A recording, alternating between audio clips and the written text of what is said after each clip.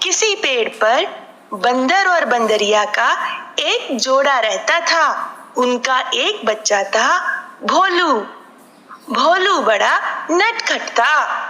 वह हमेशा ऐसी शरारतें करता जिनसे दूसरों को परेशानी होती। उसकी इस आदत से सभी दुखी थे। एक बार की बात है, भोलू के माता पिता एक पेड़ पर बैठे आपस में बातें कर रहे थे। भोलू नजर बचाकर वहां से चल पड़ा। अभी वह थोड़ी ही दूर गया था कि उसने एक छोटा सा दलदल देखा। शरारती तो वो था ही। जैसे ही उसने सामने से नन्हे हिरन लाली को आते देखा, उसे एक शरारत सूझी। लाली, मुझे पकड़ो। लाली भोलू को पकड़ने के लिए तेजी से उसकी ओर लपका। बस फिर क्या था, भोलू दलदल की ओर भाग गया। जैसे ही लाली दलदल के पास पहुंचा, भोलू लपक कर पेड़ पर चढ़ गया। बेचारा लाली संभल नहीं पाया और धड़ाम से दलदल में गिर गया। मैं दलदल में धंसता जा रहा हूँ, मुझे बचाओ, बचाओ, बचाओ। उसकी आवाज सुनकर माँ व पिताजी दौड़े आए। माँ, लाली को बचाओ। पिताजी, लाली को बचाओ। लाली, यह क्या हुआ? तुम यहाँ कैसे पहुँचे? मुझे बचाओ, बचाओ, बचाओ, मुझे बचाओ। लाली, अब हम आ गए हैं, तुम्हें कुछ नहीं होगा। उन्होंने जल्दी से पेड़ पर लिपटी एक मजबूत लता को खींचा तथा उसे लाली की ओर फेंका।